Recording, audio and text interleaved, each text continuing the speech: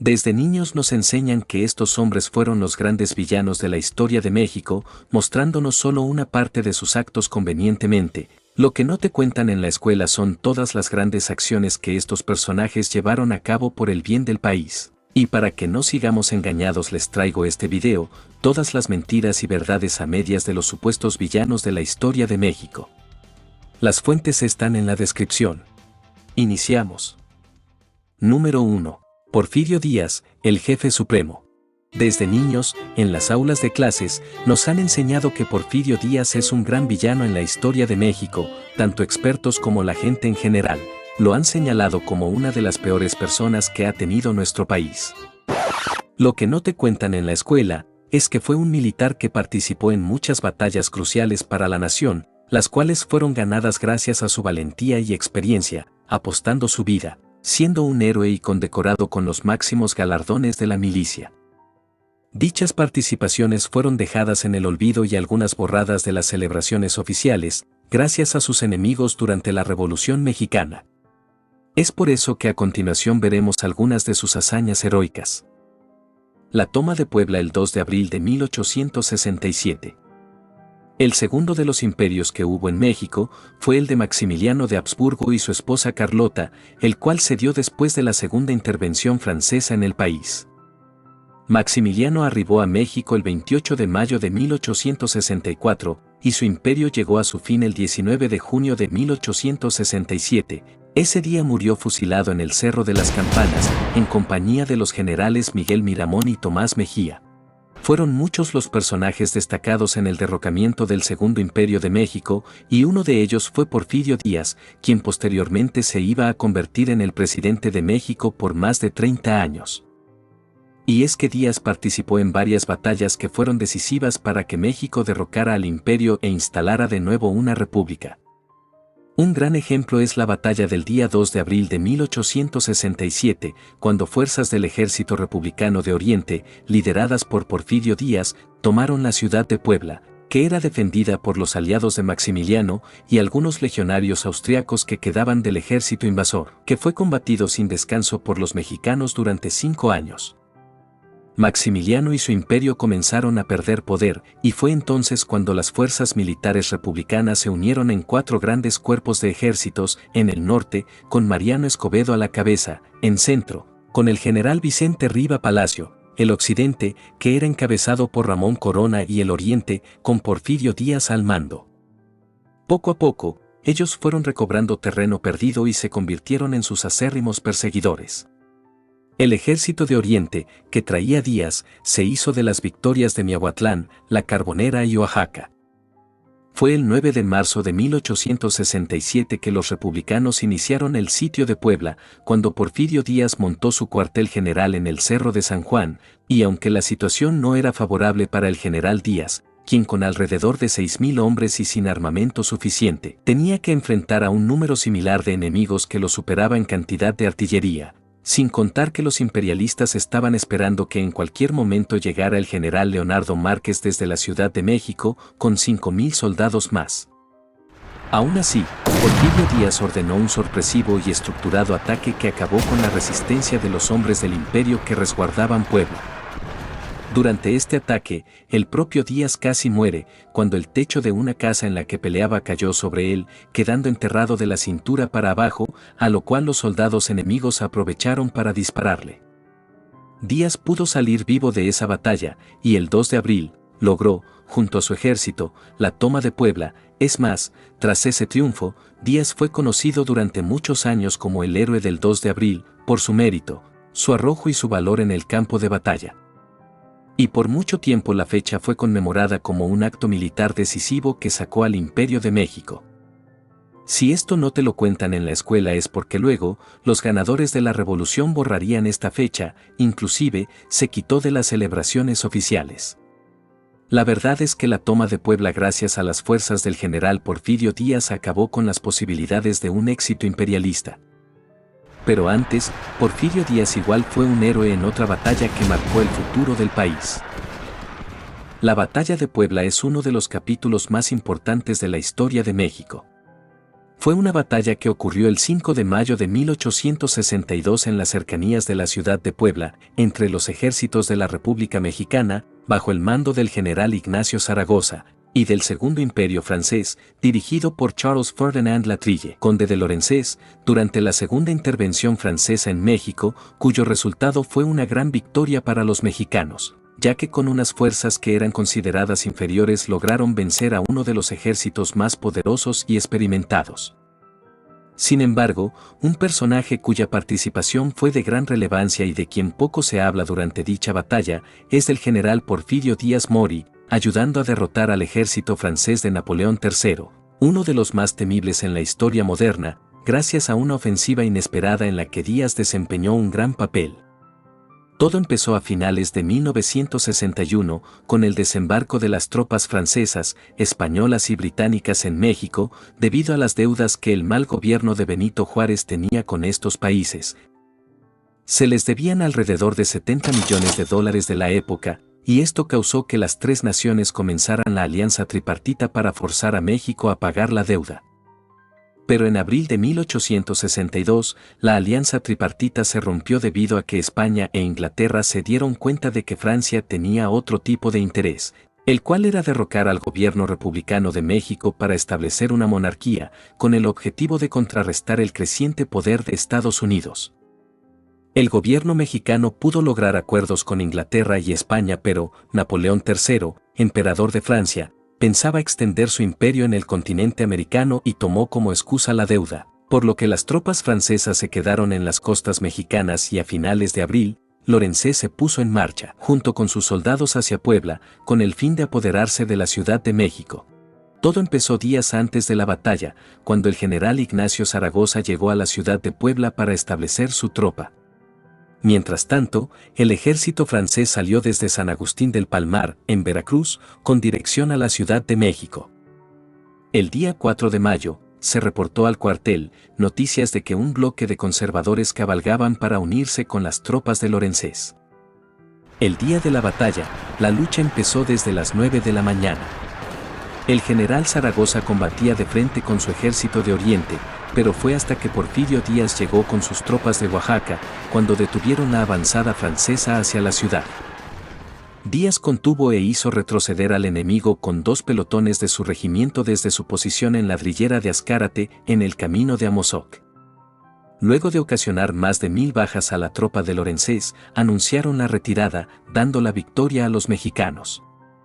Tras su huida, el general Porfirio Díaz y González Ortega emprendieron su persecución, a pesar de que el regimiento francés conservaba su superioridad en hombres, pero aún así, los obligaron a ir hasta Orizaba, donde permanecieron en espera de más tropas. Este acto, caracterizado por la valentía e inteligencia militar de Díaz y otros generales, sirvió para retardar al menos un año la llegada de Maximiliano de Habsburgo y, como sabemos, el comienzo del Segundo Imperio Mexicano. Después del triunfo de los soldados mexicanos, Porfirio Díaz, quien entonces tenía 32 años, escribió una carta a su hermana Nicolasa, donde le describe la feroz batalla. La carta está fechada el 10 de mayo de 1862 y forma parte del acervo del Centro de Estudios de Historia de México Carso. Capítulo 2. Su vida como presidente. Después de su heroísmo al mando de las tropas contra los franceses, cuando llega a la presidencia Porfirio Díaz se encontró con una administración en quiebra, gracias a la deuda externa e interna que no quiso pagar Juárez. Encima, había un escaso comercio y casi nada de industria local. Pero durante el porfiriato, México experimentó una evolución económica muy significativa. Bajo las órdenes del presidente Díaz, se llevaron a cabo políticas para tener una economía fuerte y así atraer la inversión extranjera. Durante el porfiriato, el país llegó a tener un crecimiento económico notable, ya que con los años, exactamente a partir de 1897, se registraría un superávit en el patrimonio nacional, cosa que no se había logrado desde la instauración de la República. Una vez alcanzado el superávit, el gobierno logró pagar la deuda externa, mejorando la situación financiera de México, lo que permitió una mayor inversión en el desarrollo económico que se usó en proyectos de infraestructura y comunicaciones, como la remodelación y construcciones de puertos, pero principalmente en vías ferroviarias. lo cual benefició el comercio exterior con Estados Unidos, Europa y el Caribe, promoviendo así la inversión extranjera y al mismo tiempo la expansión del mercado local. Para esos tiempos los ferrocarriles eran la representación del progreso económico, muchos países querían contar con ellos, y Porfirio lo sabía. Es por eso que la construcción de ferrocarriles fue uno de los propósitos más importantes del gobierno de Díaz, así que para 1910, México podía presumir de tener más de 16.000 kilómetros de vía férrea, uniendo al país, proporcionando el transporte de mercancías, dejando las carretas, las cuales eran asaltadas regularmente, y permitiendo que los miles de mexicanos que vivían en zonas rurales, pudieran buscar trabajos en la ciudad, que eran mejor remunerados. Además, se fomentó el crecimiento de la industria nacional, creando nuevos y modernos sistemas de producción que hicieron del país un importante exportador de productos agrícolas, minerales y ganaderos. Algunos ejemplos eran el café, el henequén y el algodón, que tenían una gran demanda en otros mercados del mundo, los cuales se cultivaban en grandes haciendas que se convertirían en fábricas de producción muy eficientes. Asimismo se produjo en el país la primera revolución industrial. Fue durante esta época en la que el peso tenía el mismo valor que el dólar americano, esto, gracias a la política económica del secretario de Hacienda José Yves Limantour, quien era del grupo llamado Los Científicos de Díaz. En su administración, los precios de la canasta básica se mantenían, hasta había algunas mercancías que bajaban de precio de un año al otro. Así es como se obtuvo una balanza comercial muy favorable para el país, es decir, se empezó a exportar más de lo que se importaba. El equilibrio de los ingresos, el pago de la deuda y la organización del cobro de impuestos fueron fundamentales. También, en el gobierno de Porfirio Díaz, como se ha dicho antes, se atrajo fondos europeos, con la intención de equilibrar la influencia de los Estados Unidos y así poder negociar desde una posición favorable. Al estudiar más sobre este régimen porfirista, uno se da cuenta que no había margen para el error, desde un inicio, todo estaba perfectamente planeado. En el porfiriato, el país estuvo en los reflectores a nivel mundial, hizo buenas amistades con otras naciones, participando activamente en el ambiente internacional. Fue en este periodo que México sanó sus relaciones con Estados Unidos, después de una época de agitación y conflictos, lográndose una relación de armonía y diplomacia, permitiéndose la inversión estadounidense en territorio mexicano. Se llegaron a firmar tratados y acuerdos comerciales para proteger los intereses de cada país y pactaron la colaboración económica y comercial. Igualmente, México se acercó a otras naciones europeas, como Francia, Inglaterra y Alemania, donde se buscaban intereses económicos, debido a que el país trataba de atraer inversión y también tecnología de fuera para poder acelerar su desarrollo, por lo cual se firmaron acuerdos de amistad y cooperación. Una de las actividades más importantes con respecto a las relaciones exteriores de México durante el Porfiriato fue la Exposición Universal de París de 1900, la cual fue visitada por más de 50 millones de personas y participaron 58 países. En este acto México tuvo la gran oportunidad de dar a mostrar su extensa cultura, su industria y su maravillosa riqueza natural al mundo. Al participar en estos eventos realizados en el viejo continente, ayudó a mejorar la imagen de la nación en el ámbito internacional y atrajo inversionistas y mucho turismo al país. En el entorno regional, México tuvo una relación muy activa con gran parte de Centroamérica y el Caribe. Se hicieron alianzas con estos países para mantener una estabilidad política y económica en Latinoamérica y además fue miembro de organismos internacionales como la Unión Panamericana, que en 1948 fue reemplazada por la OEA, donde creó fuertes lazos con otros países, poniendo en primer lugar el diálogo y el apoyo en la región. Con Porfirio Díaz como presidente, México se dio a conocer mundialmente, quitándose la imagen de país conflictivo, por el cual muchas naciones quisieron invertir en el territorio, logrando un gran crecimiento económico, industrial y comercial. El Porfiriato fue una era en la que la cultura y la educación experimentaron cambios significativos. Durante este tiempo, el país sufrió grandes transformaciones tanto en la vida capitalina como en la rural, y se desarrollaron nuevas expresiones literarias y artísticas, destacando escritores del momento como Diego Rivera, José Clemente Orozco y Amado Nervo, que aparecieron para dejar un legado que ha perdurado en la cultura mexicana. En las ciudades, pero sobre todo en la Ciudad de México, la infraestructura presentó un crecimiento muy notable al remodelar calles y construir edificios significativos que hasta el día de hoy son obras de admiración, como el Palacio de Bellas Artes y el Palacio Postal, aparte del Ángel de la Independencia, Palacio Velasco en Guadalajara, el Palacio Municipal de Puebla y muchas más grandes obras que reflejaban el estilo arquitectónico de la época. Con esta impresionante edificación se contribuyó a la modernización de las ciudades y a que México se encaminara a un estatus de primer mundo, lo cual nunca sucedió al llegar la revolución. La educación se caracterizó por llegar a las clases más pobres, promoviendo una vida cultural en su mayor parte incentivada por la inversión en la construcción de escuelas, teatros, ferias de ciencia, museos, etc. Durante este periodo destaca Justo Sierra Méndez, secretario de Instrucción Pública durante el gobierno de Díaz, quien era un historiador, maestro y poeta, que puso todos sus esfuerzos en hacer crecer la educación primaria, ya que México tenía una tasa de 80% de analfabetismo.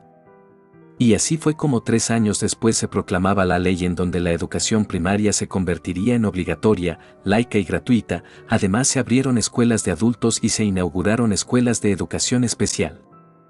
Un gran logro del porfiriato fue que en 1910 se inauguró la Universidad Nacional de México, que más tarde se convertiría en autónoma.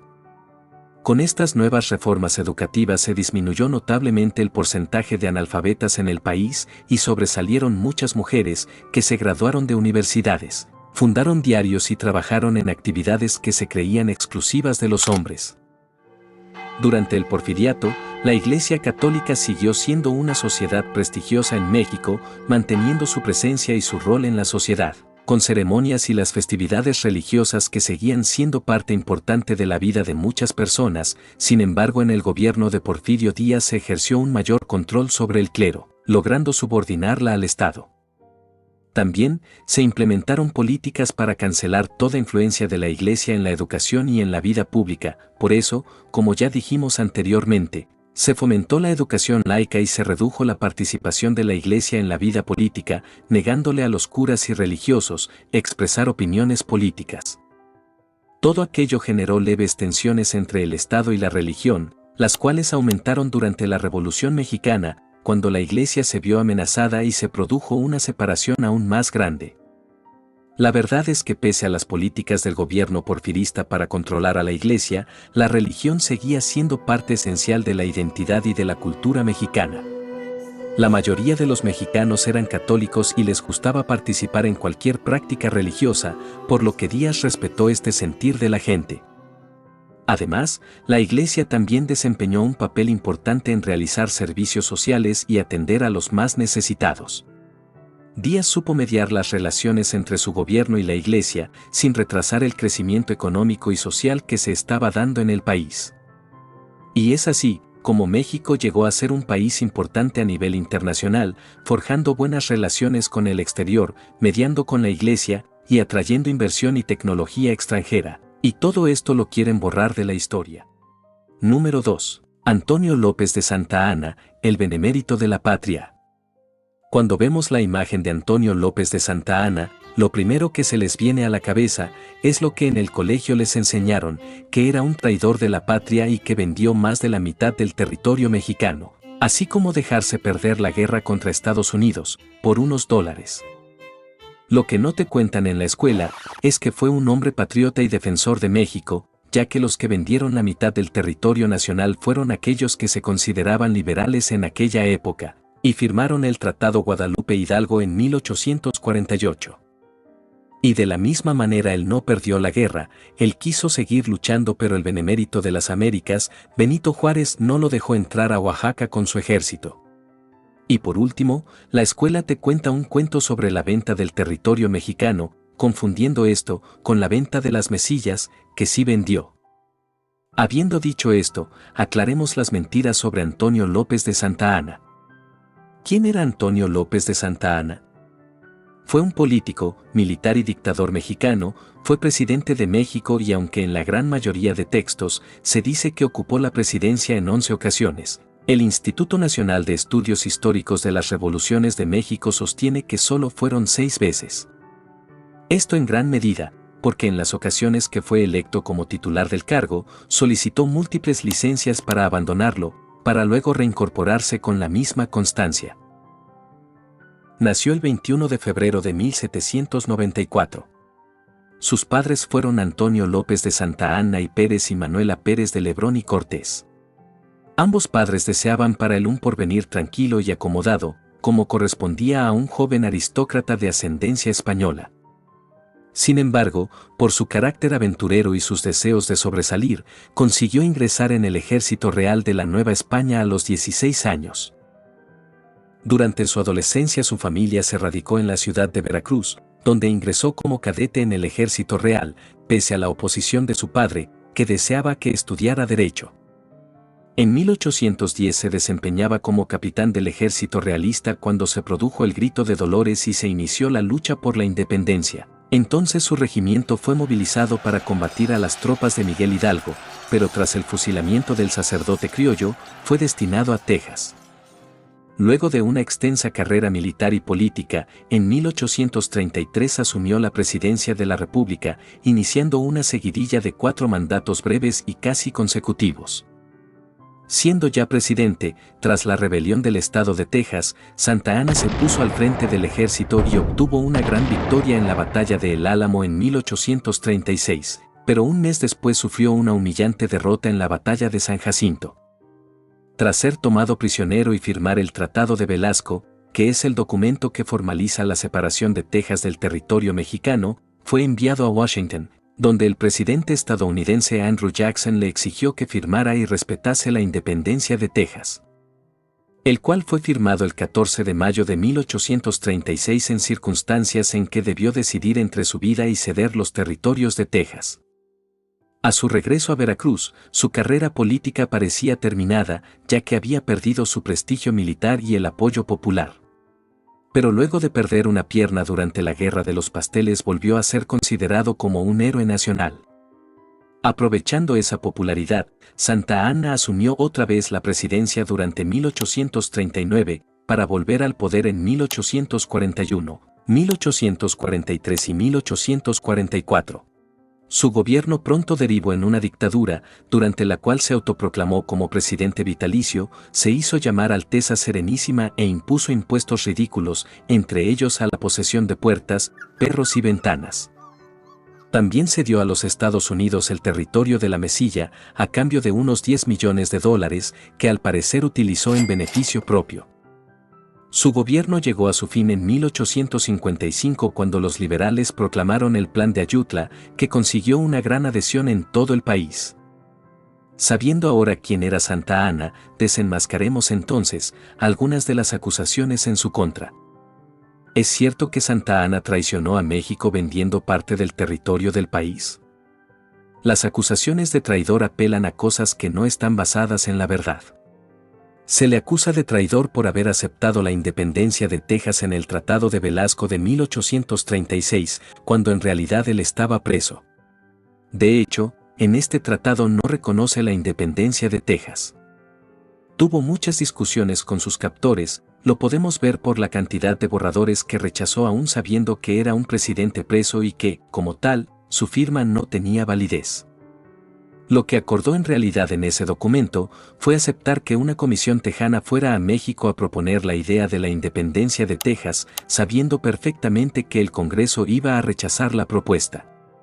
Se dice también que vendió la mitad del país y no fue así. El territorio se perdió tras perder la guerra contra Estados Unidos en el Tratado de Guadalupe Hidalgo de 1848, que firmó el gobierno de Manuel de la Peña y Peña, compuesto por liberales moderados que intentaban detener la guerra, donde se perdieron aproximadamente 2.4 millones de kilómetros cuadrados de territorio mexicano. Sin embargo, Santa Anna no vendió nada ya que estaba otra persona en su cargo. Es más, Santa Anna, en tanto, quiso continuar la guerra para defender el territorio, yéndose a Oaxaca para formar un nuevo ejército, pero no sucedió porque Benito Juárez no quiso apoyarlo y le prohibió la entrada. Oficialmente se dio fin a esta guerra el 2 de febrero de 1848 cuando se firmó el Tratado de Guadalupe Hidalgo, también conocido como el Tratado de Paz, Amistad, Límites y Arreglo Definitivo entre los Estados Unidos Mexicanos y los Estados Unidos de América. Con la firma en ese documento México daba por perdido grandes extensiones de territorio al norte del país, incluyendo partes que hoy en día son Arizona, California, Nuevo México, Texas, Colorado, Nevada y Utah. Finalmente, lo que sí se sabe en términos económicos es que Estados Unidos le pagó a México 15 millones de pesos en consideración por la extensión adquirida y acordó pagar las deudas que el gobierno mexicano le debía a ciudadanos estadounidenses. ¿Se dejó perder la guerra contra Estados Unidos por dinero? Bueno, esto es falso. Debemos saber que sí fue un corrupto, pero las cosas sucedieron de diferente manera. Cuando él estaba en el exilio en Cuba, antes de que empezara la guerra, el presidente James K. Polk mandó varios comisionados para sobornarlo no solo a él, sino a todo el Congreso. Esto porque los estadounidenses querían que México cediera sin necesidad de entrar en guerra. Santa Anna se aprovechó de la situación y jugó con los comisionados. Aceptó el soborno y ya con la guerra iniciada, quiso volver y defender al país. Antes ya se había quedado con el dinero de los norteamericanos, a quienes prometió cosas que después no cumplió. Estados Unidos dejó que ingresara a territorio mexicano con la condición de que persuadiera a los mexicanos de ceder parte del país, pero él hizo lo contrario. Utilizó los fondos norteamericanos para formar un ejército en San Luis Potosí, con el cual luchó en todas partes defendiendo a México. Era un hombre sumamente nacionalista y patriota que defendió al país de los españoles y los franceses. Aunque sabemos que las cosas le salieron mal, ya que perdió la guerra y para variar, fue un hombre corrupto, pero de traidor no tiene nada. Si acaso se le puede acusar de vendepatrias por la venta de la mesilla, en los estados actuales de Arizona y Nuevo México, en 1853. Pero la historia popular que nos cuentan en la escuela erróneamente confunde la pérdida de la mitad del territorio con la venta de la mesilla.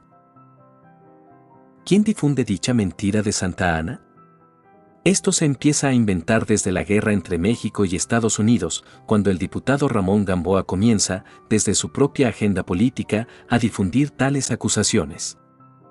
Sin embargo, el perfil de traidor bien establecido empieza con el reinado liberal y con Benito Juárez y fue una manera fácil de afrontar el trauma de la guerra contra el país vecino. Este tipo de cosas suceden a menudo en la historia, por esa razón también se creó el mito de los niños héroes en 1868, en donde sí hubo cadetes que lucharon, pero lo de los 6 héroes y el joven que se tiró con la bandera es un mito. Son formas que se inventa un país para superar sus traumas.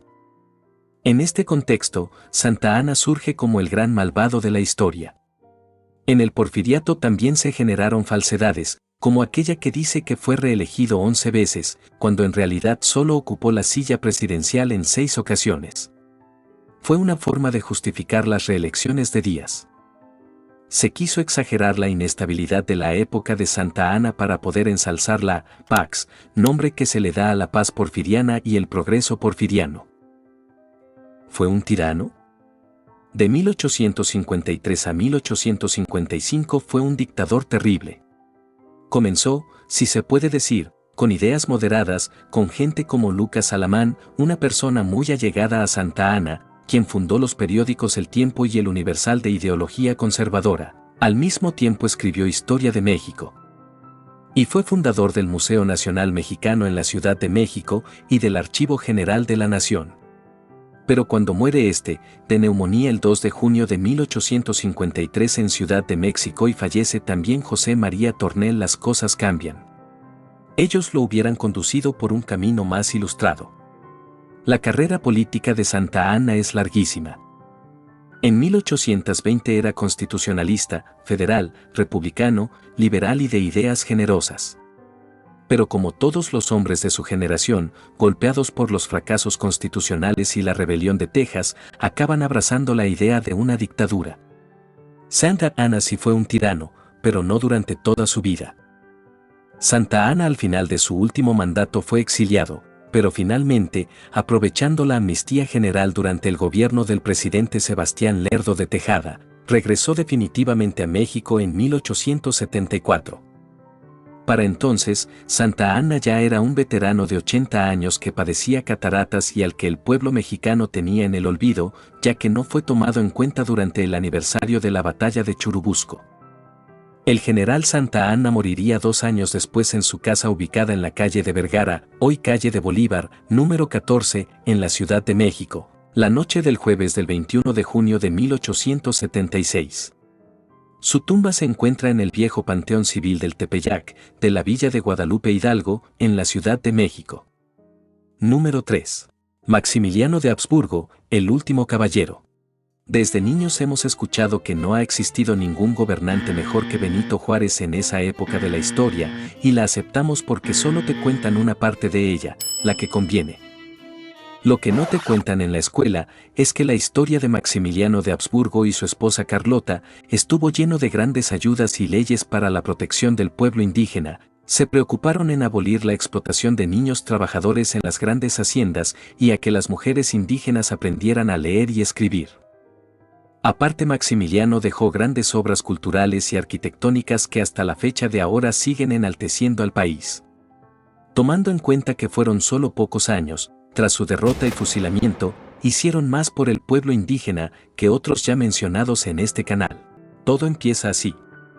Con la victoria de Benito Juárez y los liberales en la guerra civil que duró desde 1858 a 1861, conocida como la Guerra de Reforma, el nuevo gobierno mexicano se negó a pagar las deudas que los conservadores, sus rivales, que eran los perdedores, habían contraído con España, Francia y los británicos.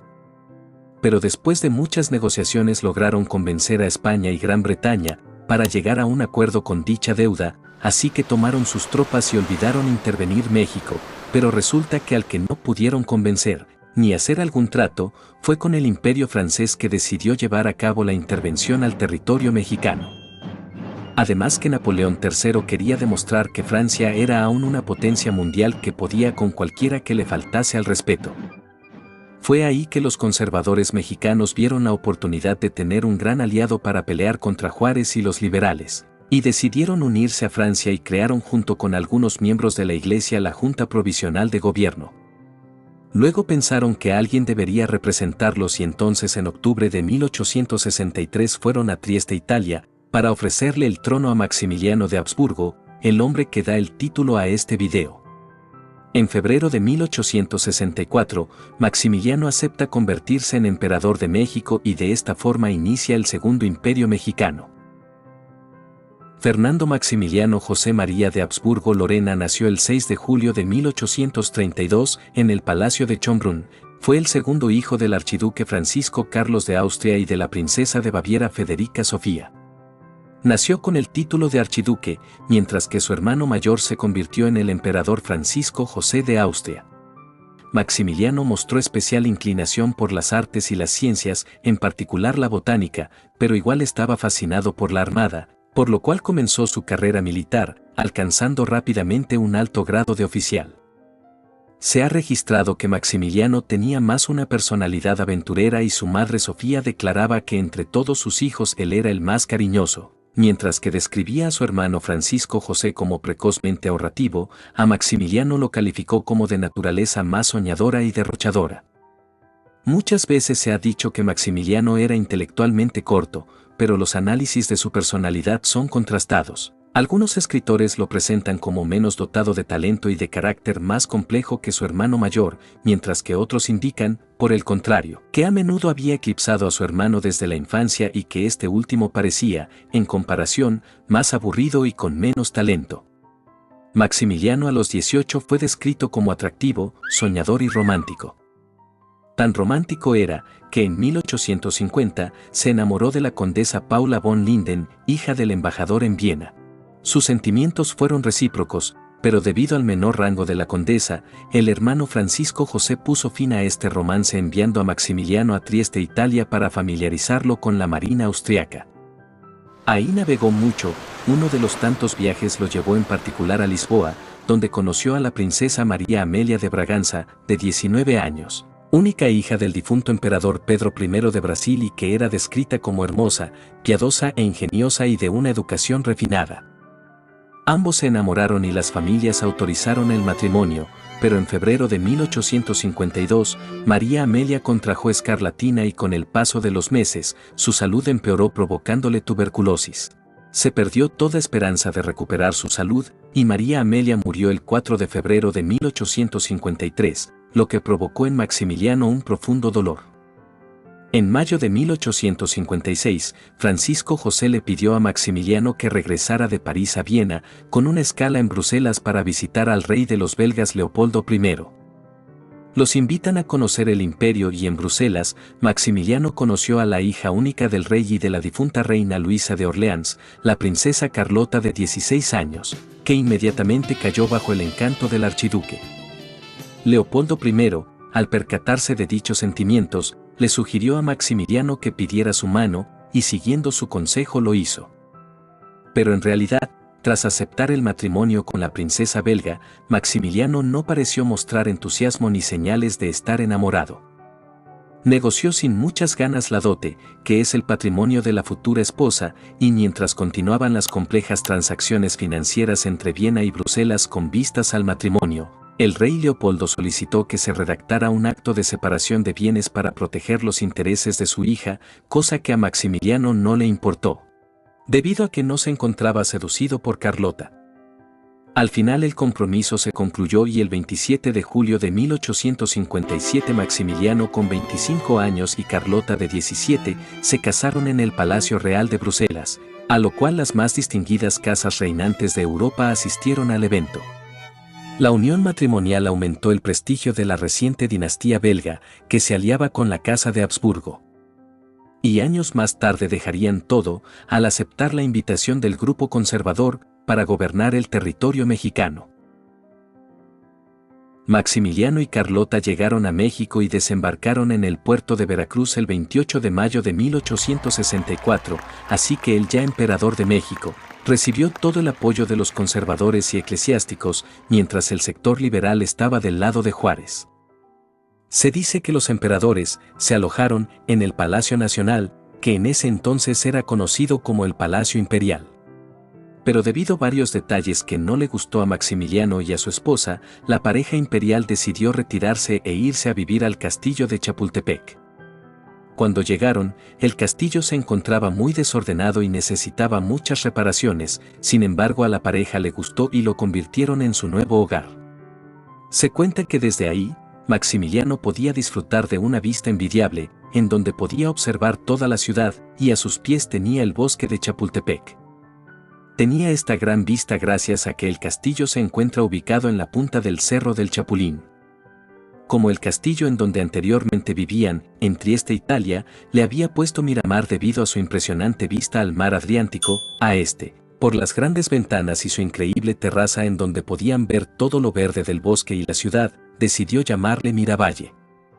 En los 4 años, de 1863 a 1867, que estuvo gobernando, Maximiliano realizó diversos proyectos políticos y culturales.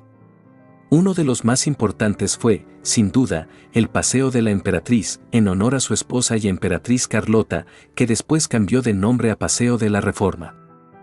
La avenida, en principio medía apenas 4 kilómetros de longitud, fue construida para conectar al castillo de Chapultepec, hogar en donde vivía el emperador, con el Palacio Nacional, en el centro de la Ciudad de México. Todo iba de maravilla y los conservadores estaban muy felices, pero algo pasó que no se esperaban, ya que contrario a sus intereses, Maximiliano de Habsburgo comenzó a realizar una serie de políticas de carácter liberal, como decidir que no devolvería los bienes que se habían expropiado a la Iglesia tras las leyes de reforma. También defendió varias de las ideas políticas propuestas por los liberales durante la administración de Juárez, como las reformas agrarias, la libertad de religión y la extensión del derecho al voto. Igual realizó grandes obras a favor del pueblo, restringiendo las horas de trabajo y abolió el trabajo de los menores. Asimismo se interesó mucho por las condiciones de vida de los indígenas en las haciendas de los grandes terratenientes, por lo cual impulsó un decreto para abolir las deudas que los peones habían adquirido con los hacendados. Estableció una junta protectora de las clases desprotegidas, atendiendo casos de despojos de tierras a los pueblos indígenas y propietarios particulares. Intentó hacerse mexicano, vestir de charro, aprender español, para atraer la simpatía de las comunidades indígenas y en muchas ocasiones le daba resultado. Por todo esto y las ideas liberales que empezó a apoyar Maximiliano, pasó lo más obvio, y es que perdiera el apoyo de los conservadores, y por el otro lado, los generales liberales, como Porfirio Díaz, que peleó por el país, seguían liderando los batallones que cada día le ganaban terreno al ejército francés. Pero igual eventos externos, como por ejemplo cuando se termina la guerra de secesión en Estados Unidos, ya más tranquilos los estadounidenses le envían dinero a Benito Juárez y a los ejércitos liberales para armarse mejor. Además que en 1867 Napoleón III retiró sus tropas de México para pelear contra Prusia, que ahora es Alemania, y aparte tener a sus tropas en México le costaba mucho dinero a Francia. En resumen, sin el apoyo de los conservadores mexicanos y al quedar abandonado por Napoleón III y la Armada francesa, no pudo hacer gran cosa. Es más, Carlota tomó la iniciativa de ir a hablar directamente con Napoleón para que pudiera reconsiderar su decisión de abandonar la causa mexicana. Pero sus peticiones fracasaron, por lo que sufrió un profundo colapso emocional. No se olviden de esto último, que es importante. Carlota, ante la negativa, aislada y sin el apoyo de ningún monarca europeo, le envió un telegrama a Maximiliano en el que se leía: todo es inútil. El ejército de Juárez ya se había hecho de gran parte del territorio perdido y Maximiliano se encontraba acorralado en Querétaro, junto a sus generales conservadores Miguel Miramón y Tomás Mejía. Y así fue que el 19 de junio de 1867, los tres serían fusilados en el Cerro de las Campanas, en Querétaro, dando fin al Segundo Imperio de México. Sobre el colapso emocional que sufrió Carlota, fue ahí donde comenzó a mostrar comportamientos raros que acabaron en un trastorno mental complejo. Se dice que no comía si no le preparaban la comida en su presencia, y que tomaba agua de las fuentes públicas por miedo a ser envenenada, no dormía y no confiaba en nadie. En su hogar, fue encerrada en una habitación con barrotes, cuidada y tratada por doctores y cualquiera que se creía que podría ayudar a recuperar su salud. Así vivió desde los 26 años hasta que murió en Bélgica a los 86 años, el 19 de enero de 1927. Aunque en realidad fue una intervención a territorio mexicano, debido a deudas de unos pocos, hay que decirlo, Maximiliano y su esposa Carlota no eran malas personas como te han hecho creer. Ayudaron mucho al pueblo indígena, más que otro del que no diré su nombre. Número 4. Agustín de Iturbide, el verdadero padre de la patria. Desde pequeños en las aulas de clases, nos han metido la idea de que Agustín de Iturbide fue un traidor, un gran villano que se convirtió en emperador para atormentar a los mexicanos y que el padre de la patria es Miguel Hidalgo. Lo que no te cuentan en la escuela es que Iturbide fue el verdadero héroe de la historia, quien con su inteligencia y sin cometer masacres en pueblos enteros, a diferencia de otros, logró la independencia de México. Así es, no Hidalgo, no Morelos, sino fue al que por injustas razones llaman villano, que el pueblo mexicano alcanzó su libertad. Su nombre completo era Agustín Cosme Damián de Iturbide y Aramburu. Nació en 1783 en Morelia, capital del actual estado de Michoacán, entonces llamado Valladolid. Su familia era una de las más ricas de la región y pertenecía a la aristocracia de la Nueva España. Sin embargo, Iturbide no siguió el camino de su familia, la cual era propietaria de comercios y fincas. En cambio, se unió al ejército realista y allí desarrolló una exitosa carrera. En 1810 supo de las conspiraciones a favor de un movimiento armado para derrocar al reinado de España, le pareció interesante, pero en esa ocasión no se unió a la lucha iniciada por Miguel Hidalgo. Por el contrario, decidió defender a Valladolid de los ataques insurgentes, convirtiéndose en un acérrimo perseguidor del grupo del cura Hidalgo en los años siguientes, y durante esa época se ganó el apodo de El Dragón de Hierro. Según Pedro Fernández, Iturbide en realidad estaba a favor de poner fin al gobierno de la corona española, simplemente no estaba de acuerdo con la forma en que Hidalgo y Morelos estaban conduciendo la guerra.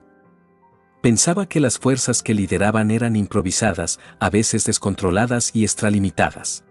Y uno de los episodios que reflejó esto fue la batalla de la toma de la Alhóndiga de Granaditas en Guanajuato, donde los vecinos de la ciudad se refugiaron en un granero el 28 de septiembre de 1810, para protegerse de los enfrentamientos entre los rebeldes y realistas. Entonces las fuerzas de Hidalgo derrotan al ejército y sin piedad, matan a algunas familias de refugiados cuando capturan el edificio, y por este acto tan grotesco los criollos redujeron el apoyo al cura Hidalgo, entre ellos estaba Agustín de Iturbide. Según los investigadores, en ese momento Hidalgo le ofreció a Iturbide el puesto de teniente general, pero Iturbide lo rechazó alegando que la independencia no se puede lograr mediante masacres y derramamiento de sangre. Hubo un momento en que la corona española lo acusó de corrupción y lo destituyeron del mando en el ejército, y por esto Iturbide casi va a prisión, y ahí entendió el trato diferente que había para los nacidos en el país y los peninsulares, originarios de España. En ese momento es cuando deja de ser parte del ejército español y empieza a pensar mucho más en la independencia, de modo que el soldado de la corona, perseguidor de los insurgentes, retomó la lucha de independencia en 1820. Así, junto con Vicente Guerrero, el único jefe del ejército que luchaba en pro de la independencia que seguía en armas, crea el Plan de Iguala para separar al territorio de España, logrando la victoria en septiembre de 1821, y al año siguiente, Agustín de Iturbide fue nombrado emperador, obteniendo el nombre de Agustín I. El autor del libro cree que fue casi inevitable, ya que el país se encontraba en bancarrota tras 10 años de enfrentamientos y guerras, y obvio que a los españoles no le convenía un gobierno republicano, ya que eso significaba perder privilegios, además que en 1821 existía una tendencia a favor de establecer un imperio en el territorio mexicano. Así que, cuando Iturbide liderando el ejército trigarante asume el control de la capital y se firma el Acta de Independencia, la idea de un imperio gana seguidores, ya que estaba claro que era mejor pasar de un gobierno a otro como un imperio. Al final el país venía de ser un virreinato y era lo que el pueblo conocía. De hecho ese era el plan originalmente. Si se lee el documento que concreta el acto se llama Acta de Independencia del Imperio Mexicano. Y no había mejor candidato para encabezarlo que Iturbide, que era un hombre muy popular, así que una multitud, que muchos dicen que fue pagada, declaró a Agustín como emperador del país. Hasta aquí podemos ver que el verdadero consumador de la independencia fue Agustín de Iturbide, por lo que debería ser el padre de la patria, y no otro convenientemente. El Plan de Iguala es el nombre con el que se conoce el programa consumado por Agustín de Iturbide para conseguir al fin la independencia de México. Iturbide tuvo la visión e inteligencia suficiente para percatarse que de una manera diplomática y no derramando sangre, se podría llegar al objetivo, y logró, al menos un tiempo, conciliar los intereses de los criollos y de la corona para conseguir la independencia. El plan fue proclamado el 24 de febrero de 1821 en Iguala, aunque es fundamental señalar que lo más probable es que fuera escrito entre octubre y diciembre de 1820. Este plan no era anticonstitucionalista, al contrario, se pedía que se formara un Congreso que elaborara una Carta Mexicana, o sea una Constitución mexicana. Y mientras esto se lograba se gobernara al país con la Constitución de Cádiz, que es la primera constitución propiamente española, sin que ésta no vulnerara los intereses nacionales. La firma del Plan de Iguala unió a las fuerzas realistas e insurgentes, al formar entre ambas el ejército trigarante o de las tres garantías, que son la religión, la unión y la independencia. En esta alianza se buscó la concordia entre españoles y mexicanos. Asimismo estaba escrito que el movimiento de independencia iniciado por los insurgentes de 1810 había dado paso a que la unión general entre europeos y americanos, criollos, indios y castas, fuese la única base sólida con la que se podía alcanzar la felicidad común. El plan también contemplaba respetar a las personas y sus propiedades, así como las propiedades de la Iglesia y sus fueros. De igual forma Iturbide resumía el proyecto independentista en unión, fraternidad, orden y quietud interior, en el cual afirmaba que la nación había alcanzado la madurez necesaria para bastarse por sí sola. Que la independencia de la misma debería ser un acontecimiento como la de un padre que ve separarse del seno familiar a un hijo después de haberlo educado y engrandecerlo, tal y como la había hecho España con la América septentrional. Pero una vez que todo pintaba bien, era lógico que las diferencias volverían a aparecer nuevamente y fue así como el mismo Iturbide pasó de ser considerado un gran héroe a traidor a la patria, y fue fusilado por el mismo pueblo que lo había ovacionado. En el imperio de Iturbide, México alcanzó su mayor extensión geográfica, Esto se debió a que se agregaron los territorios que simultáneamente habían declarado la independencia de España, en especial aquellas que formaban parte del Reino de Guatemala, que componían la casi totalidad de Centroamérica. Además de México se incluían dentro de las fronteras el Imperio de California, Nuevo México y Texas en el norte y todas las provincias centroamericanas hasta Costa Rica por el sur. El territorio estaba organizado en una división administrativa provincial y cuando derrocaron al Imperio de Iturbide, buena parte de los territorios del norte y el sur se separaron o independizaron a lo largo del tiempo, lo que causó una importante reducción del territorio de México. Desde que Iturbide tomó el poder sucedieron revueltas y conspiraciones decididas a sacar al emperador, ya que estos movimientos tenían la finalidad de instaurar en México una república y restablecer el Congreso. Algunos de los que se oponían al imperio eran sus enemigos desde los años de la Guerra de Independencia, como Nicolás Bravo, Vicente Guerrero y Guadalupe Victoria, que habían luchado con los insurgentes en contra del ejército realista. Igual los defensores de la corona española no lo querían, ya que para ellos debería gobernar un representante Borbón, que son una dinastía real de origen francés. Y por supuesto, sus rivales más fuertes que eran los republicanos, que querían instaurar en México una república. Iturbide también tenía enemigos entre quienes habían sido sus compañeros de armas, como Antonio López de Santa Anna, que mostraba su descontento con las fallidas decisiones económicas de Iturbide. Entonces, en diciembre de 1822, Santa Anna decide rebelarse en Veracruz contra Iturbide apoyando la proclamación de la República. Agustín envió a su milicia y comenzó un periodo de enfrentamientos que terminó cuando sus mismos generales de tropas lo traicionaron por las logias masónicas y se unieron al plan de caza-mata proclamado por Santa Anna en 1823. Este plan establecía que debía restituirse el Congreso y redactaba las bases para el proyecto de un Estado mexicano que dejaría de ser una monarquía y se constituiría en una república. Ese mismo año, no le quedó otra a Iturbide que restablecer el Congreso y el 19 de marzo de 1823 renunció, para exiliarse junto con su familia, primero en Italia y luego en Inglaterra. Por otro lado, los territorios centroamericanos se independizaron de México y en 1824 un Congreso General Constituyente hizo la Constitución Federal de los Estados Unidos Mexicanos, que reemplazó oficialmente a la monarquía por una república representativa y federal. Iturbide, después de haber logrado la independencia de México, fue declarado traidor y enemigo público del Estado por parte del Congreso, lo que dio lugar a que cuando regresó a territorio mexicano en julio de ese año, fuera arrestado y fusilado en Padilla, Tamaulipas. Llegando a este punto, ¿sigues pensando que Miguel Hidalgo es el padre de la patria? Esto es lo que no te cuentan en la escuela.